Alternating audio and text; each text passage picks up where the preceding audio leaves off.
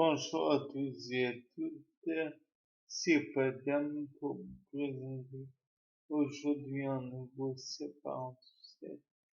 Et donc, je me suis dit aujourd'hui que la sudation était un mode de langage, plutôt de communication euh, non verbale, soit le fait que quand on transpire, on renvoie à l'extérieur des phéromones, des molécules volatiles qui pourraient faire passer un message.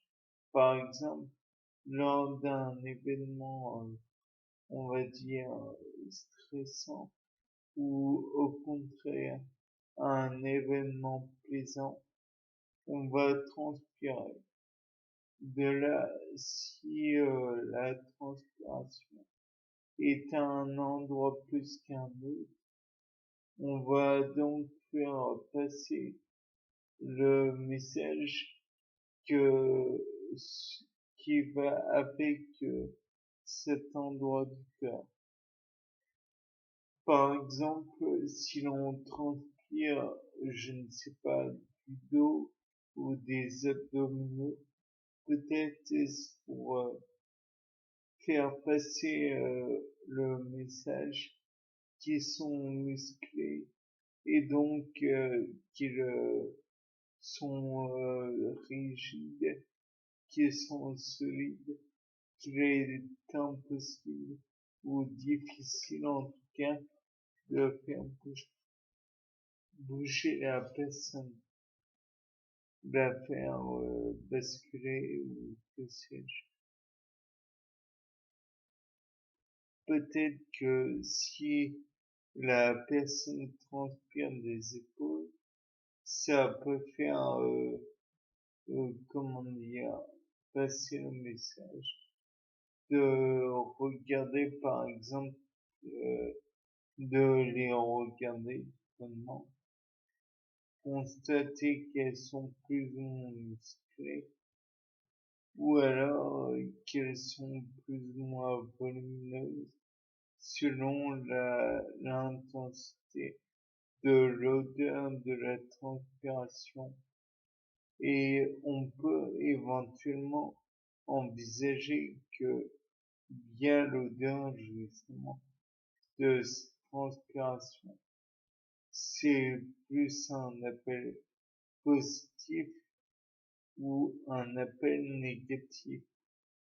Ou donc un appel positif, j'entends pas, un appel qui est venez toucher, ou au contraire répulsif, ne t'approche pas trop, je suis violent, je suis hostile. En somme, via l'odeur et via la transpiration, en somme, on peut faire passer le message comme quoi la partie du corps d'où sort la transpiration peut être un sujet, une cible agréable. On peut aussi envisager que la transpiration est une façon non pas de repousser ou au contraire de donner envie donc de s'exprimer, mais au contraire une façon de comment dire, de refroidir le corps. Oui, ça c'est un fait, mais comment pourrais-je parler de ça? Puisque YouTube n'aime pas trop ce genre de choses, on pourrait envisager la possibilité que la transpiration aide au contraire à véhiculer des messages affectifs toujours d'appartenance à un même clan ou une même ethnie ou que sais-je encore, puisque à mon avis, quand on mange une chose, on va produire, on va stocker des éléments propres à cet aliment et la personne qui habite dans un autre endroit va manger un autre aliment qui va avoir une autre odeur. De plus, le fait de la sudation euh, peut aussi être un signe de défiance, certes, mais et d'attraction, mais peut-être que la sudation pourrait être un autre moyen d'exprimer, par exemple, l'expression de la peur. Si on a, comme on dit, une sueur froide, peut-être est-ce que c'est aussi pour engendrer plus facilement le mouvement d'un muscle, enfin la contraction d'un muscle. Peut-être est-ce simplement une expression qui reflète le fait que on a un transport d'éléments,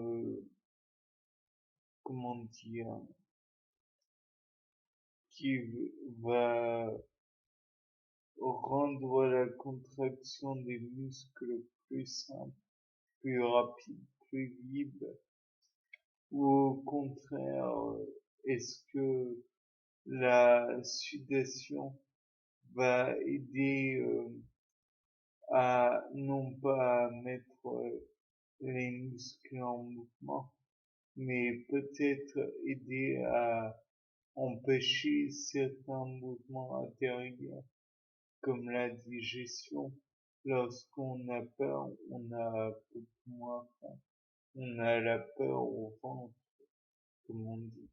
Ou alors une boule dans le ventre, ce qui relate la difficulté à digérer et à avaler quoi que ce soit.